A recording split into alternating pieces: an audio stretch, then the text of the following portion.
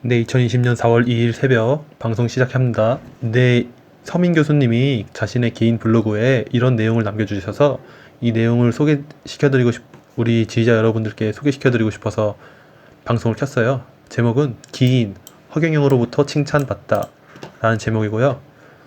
허경영 대표를 처음 알게 된 건 딴지일보 인터뷰에서였다. 정확히 기억은 안 나지만 그는 자신의 저서를 1,000만 부 팔아서 그 돈으로 당을 세우고 대권에 도전하고 대통령이 된 뒤 나라를 혁명적으로 바꾼다는 내용이었다. 공약 중에는 핵무기를 갖자느니 조선 왕조 부활 같은 황당한 것들이 많았기에 이상한 사람이구나 치부하고 넘어갔다. 그런 그가 내 눈에 들어온 건 2007년이었다. 노무현 정부가 사실상 실패로 돌아간 데다 후보로 선출된 정동영은 별다른 매력이 없었기에 이명박이 압도적으로 당선되는 분위기였다. 승자가 정해진 선거판인지라 언론의 관심은 허경영에게 향했다. 공중부양을 한다느니 하는 특유의 기행이 관심의 주된 이유였지만 결혼을 하는 부부에게 무조건 5천만 원을 준다는 공약도 약간의 주목을 받았다. 재정적으로 봐서 불가능했기에 이 공약을 믿는 이는 없었겠지만 점점 출산율이 떨어지는 우리나라에서 이 정책이 필요하다고 생각한 이도 극소수는 있었으리라. 2007년 허경영과 찍은 사진. 서민 교수님은 2007년도에 실제로 허경영 대표님을 대통령 대선 때 뽑으신 분입니다. 12월의 어느 날 아내가 될 이와 대학로를 걷다가 허경영을 만났다. 당시 인기를 반영하듯 그는 여러 사람들에게 둘러싸인 채였는데 직접 본 그는 키도 훤칠했고 얼굴도 미남이었다. 그에게 다가가 인사를 건넸다. 총재님, 당선되시면 신혼부부에게 5천만 원 주신다고 하셨잖아요. 근데 임기가 3월부터인데 저는 1월에 결혼하거든요. 그럼 저는 못 받는 건가요? 그때 해도 대상자로 포함시켜 줄게요. 감사합니다. 그 대선 때 난 허경영에게 투표했고 아내도 꼬셔서 찍게 만들었다. 5천만 원 때문이 아니라 당시에 내가 정치의 환멸을 느끼고 있었기 때문이었다. 나 같은 사람이 많았는지 허경영은 0.4%의 득표율로 비교적 선전한다. 여론조사는 압도적이나 10년 피선거권 박탈로 출마를 못했다. 그 뒤 허경영을 잊고 살았는데 오늘 돌직구 쇼에서 다룰 아이템 중 하나가 허경영이었다. 우리나라 정치 자금법상 한 정당이 지역구 후보 중 30%를 여성으로 공천하면 보조금을 지급하는데 허경영이 이끄는 국가혁명배당금당은 253개 지역구에 모두 후보를 냈고 그중 30% 이상인 77명을 여성으로 공천했기에 8억 4천만 원의 보조금을 받게 됐다는 내용이었다. 이를 두고 언론은 보조금 노렸나, 허경영 너는 다 계획이 있었구나 같은 조롱성 기사를 내보냈다. 지금의 나는 그때보다 훨씬 더 정치에 대한 환멸이 심해진 상태인데 허경영에 대한 그런 조롱을 보니 화가 났다. 배당금당은 정치자금법에 명시된 규정을 충족시켜서 돈을 탔다. 반면 온갖 추한 모습을 다 보여준 거대 양당은 각각 120억과 115억의 보조금을 받아 챙겼고 지들이 만든 위성정당들까지 위원 꺼주기를 통해 돈을 챙기게 해줬다. 그때 미래통합당이 61억 원, 더불어시민당이 24억 원을 받은 데는 화가 안 나고 배당금당이 받은 8억 원에 대해서만 열을 올리는 이유는 도대체 뭘까? 더 어이없는 건 허경영이 마치 그 돈을 갈취하려고 여성 후보를 마구 공천했다는 식의 음모론이었다. 허경영은 그런 돈을 주는지조차 몰랐다고 했다. 통장에 돈이 들어와 있어 전화로 문의까지 했다는데 이게 당연한 것이 선관위에서 이런 명목으로 돈을 지급한 것은 2004년에 이 제도가 만들어진 후 처음이었기 때문이다. 8억을 노리고 일을 벌였다는 게 더더욱 말이 안 되는 이유는 득보다 실이 훨씬 많아서이다. 지역구에 출마를 할 때 후보자는 각각 1,500만 원의 돈을 낸다. 이걸 기탁금이라고 하는데 이게 없으면 너도 나도 이름을 알리려고 출마하기 때문이다. 이 기탁금은 15% 이상의 득표율을 얻으면 전부 돌려주고 10에서 15%면 절반을 돌려준다. 배당금당에서 공천받은 이들 중 10% 이상을 얻을 후보가 과연 있을까? 그럼에도 그 후보들은 모두 기탁금을 냈고 그 액수는 253 곱하기 1,500만원 38억에 달한다. 보조금을 받게 만든 여성 후보 77명이 낸 것만 따져봐도 12억이나 되며 이는 전부 국고로 돌아간다. 사정이 이런데도 허경영에게 꼼수를 부렸다고 욕할 수 있을까? 내가 이번 선거에서 생애 첫 기권을 하기로 한 이유는 거대 양당이 온갖 치졸한 꼼수를 부리고 있고 문바들은 조국을 옹호하며 설쳐대고 있는 데다 정의당마저 정의를 포기한 채 기득권 정당에 투항했기 때문인데 이런 꼴을 보고 있노라면 차라리 배당금당의 허경영이 훨씬 더 순수해 보인다. 어쩌면 2007년에 그랬던 것처럼 이번 선거에서 기권을 하지 않을지도 모르겠다. 오늘 돌직구쇼에서 이런 논지로 일장 연설을 했더니 배당금당이냐고 묻더라. 근데 방송 후 보니까 허경영 측에서 날 잔뜩 칭찬해놨다는. 이렇게 서민 교수님께서 이 자신의 개인 블로그에 글을 하나 남겨주셨어요.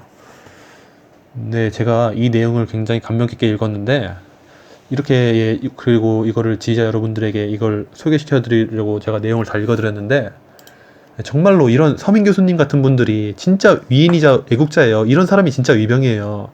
이런 서민 교수님 말고 뭐 위병이 따로 있어요? 누가 애국자예요? 이런 서민 교수님 같은 분이 애국자지. 이 아무리 세상이 험난해도 이런 서민 교수님 같은 분들이 우리 주위에 있습니다. 우리는요, 우리 배당금 당원 여러분들이나 지지자 여러분들은 이런 서민 교수님 같은 분들이 아쉬워하고 실망하지 않도록 정말 국가혁명 배당금당을 주위에 우린 열심히 알려야 돼요.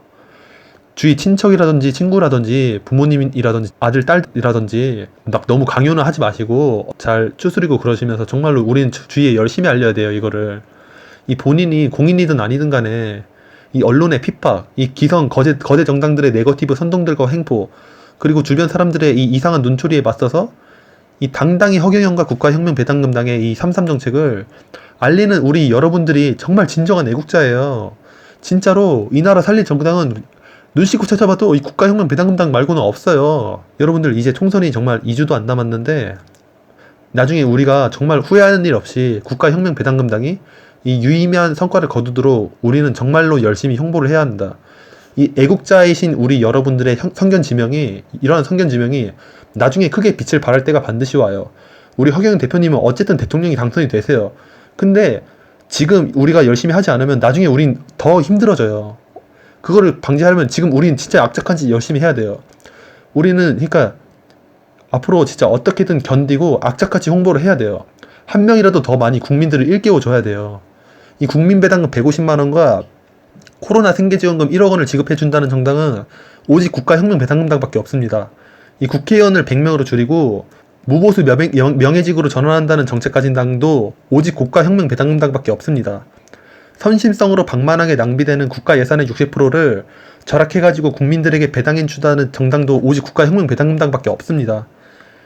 네, 정말로 존경하고 사랑하는 이 허경영 지지자이자 또 이 유튜브를 보시는 모든 분들, 이번 총선에 진짜로 우리 한반도의 운명이 달려있어요. 우리 모두 정말로 열심히 해가지고 151석 차지하고 151석 차지 못하더라도 정말로 유의미한 결실을 맞도록 그렇게 열심히 해가지고 우리 허경영 대표님 국회 보내드려가지고 꼭 이 부패로 썩어빠진 이 정치 구조를 바꿔버려야 합니다. 정말로. 예, 우린 진짜 할 수 있습니다. 공중파 광고도 여러 번 나가기도 되어 있고요. 우리 지지자 여러분들이 얼마나 열심히 해주시냐에 따라 이게 달라질 것 같아요. 몇십 석이 달라질 것 같아요. 예, 항상 감사드립니다, 여러분들. 오늘의 주제는 허경영의 빅픽처. 8억 4천만 원이에요. 선거 보조금을 일단은 받았는데 이번 여성 후보들 그러니까 이게 여성 후보들 때문에 받게 된 것이고요. 여성 후보들이 성추행을 한 건 아니지 않습니까? 예. 그리고 이 여성을 그렇게 많이 공천한 당이 지금까지 하나도 없었던 거죠. 예. 이게 원래 이런 소수자 진출 제도는 그 프랑스 같은 나라는 뭐 여성을 40% 이상 공천하지 않으면 뭐 선거가 안 될 정도로 철저히 하는 건데 우리나라는 그런 법을 만들었지만 아무도 이제 그걸 원칙을 지키지 않았기 때문에 못 받은 예. 거고요. 저는 이런 식으로 뭐 예를 들면 장애인이라든가 여성을 많이 공천해서 그분들 목소리를 대변하는 이런 건 되게 좋은 제도라고 생각하고 배당금 이거 자체는 문제가 아니라고 보고 다른 예. 당도 열심히 받으면 돼요. 여러분 그리고 이거보다 왜 61억 미래통합당에 분노하지 않는 겁니까? 그거 의원 꺼주기로 이 받은 거잖아요. 민주당도 마찬가지고. 양당 마찬가지예요. 그러니까 의원 꺼주기. 그게 훨씬 더 많은 돈이 글로 들어가는데 여기에 대해서 여러분 비판을 좀 많이 해주시고요. 허경은 저 국고 보조금 사실 더불어민주당 훨씬 많이 받았고 미래도 많이 받았잖아요. 예. 그러니까 그러니까 이 작은 거에 집착하지 마시고 큰 그림, 빅픽처를 보세요, 여러분. 빅픽처. 스타 서민 교수님이 좀 묻어가야 되기 때문에 다른 당이 받은 다른 보조금은 어마어마하겠지만 세금 1호에 한 푼이 중요하니까 그런 좀 논란도 있는 것 같아요. 아까도 말씀드렸지만 이분들 다 1,500만 원씩 기타금 내고 들어온 거고요. 그 국가 통합 배당금당 있지 않습니까? 국가혁명배당금당. 이 당이 예. 지역구 후보 얼마 낸줄 아십니까? 230명 냈어요. 230명. 무더기로 냈어요. 거의 민주당 235명과 거의 빚값 맞먹을 정도로 많이 냈는데 그분들이 1,500만 원씩 냈어요. 그럼 얼마를 냈겠습니까? 그러니까 전체적으로 봤을 때 선관위 이득이라고 이거. 선관위 이득이다. 훨씬 소위금이 훨씬 우리가 우리래. 지금 갖다 계속 부은 지금 거지. 들통나죠? 절대 이게 손해가 아닙니다, 여러분. 그리고 사실 전 진짜 국가혁명배당금 당원 아니죠? 절대 아니야. 진짜? 진짜 아니에요. 선서라고. 아니, 물론 이번에 찍을 어. 거긴 한데 네. 저 당원 아니야. 당원 아니고. 당원 아니다. 그리고 얼마지? 그러니까 예를 들어서 장혜영 교수님 같은 분이 국회의원을 이제 한다면 다 이런 좋은 제도 덕분이라고 생각하고요. 그렇죠. 들어가서 일 잘할 거 아니야, 그렇죠. 그러니까 다 이게 제도 혜택을 보는 거라고. N번방 사건은 없어지는 거야 이제 그렇게 되면은. 예. 저희 당 후보들을 가지고 이 전체를 폄하하면 이거는 좀 안타까운 것 같고 저는 이게 하여튼 모든 정당이 다 이런 식으로 이렇게 그 여성을 많이 공천해서 여성들이 제 목소리를 내는 그런 나라. 그러니까 사실 이게 더불어민주당이 이 8억 얼마를 받기 위해 노력한다면 더 좋지 않겠습니까? 거기서 많이 당선이 되고 여성 국회의원이 많아져야 되잖아요. 우리가 거의 없잖아요. 너무. 허경영 진짜 큰 만에 뉴스가 안 하나 되는 거야. 꼼수를 부려서 예. 일부러 빅피처를 그려서 8억 얼마를 받았다 한들 더한 것들 너무 많이 받기 때문에 저는 우리 언론이 너무 허경영을 이게 어떤 정치인으로 보기보다 이렇게 기인으로 보는 거가 좀 약간 좀 아쉬운 게 이 배당금당 이런 거 이름도 그렇지만 이분이 원래 국민한테 맞아요. 돈 주는 거 이걸 애초부터. 제일 맞아요. 먼저 주장했던 분이고 이게 실천되고 있지 않습니까? 이것만으로도 좀 평가를 받아야 돼야 되는 당원 아니시죠? 당원 아닌데 국민혁명 배당금 제가 당원 아니죠? 2007년에 그분을 찍고 나서부터 관심을 많이 갖게 됐어요. 당원 아니다. 당원 아니다. 군소 정당이 뭐 몇 석을 배출할지 모르는 정말 그런 거의 배출하지 못하는 그런 상황이 됐고요. 그러니까 이 제도가 통과되기 전의 상황하고 뭐 크게 다를 바가 없는 그런 상황이죠. 그래서 이 취지는 완전히 무너졌고, 근데 그런 와중에 뭐 대선 공동 선대 이건 너무 지엽적이에요. 그러니까 들보를 보지 않고 정말 정말 작은 그런 미꾸라지만 잡는 그러니까 멧돼지 놔두고 뭐 이런 정말 안타까운 형국이죠. 멧돼지 놔두고 네. 선관위가 취지를 살리려면 소속됐던 의원들이 탈당을 했든 뭐랬든 위성정당을 만든다고 해도 만들지 말라고 하는 게 맞죠.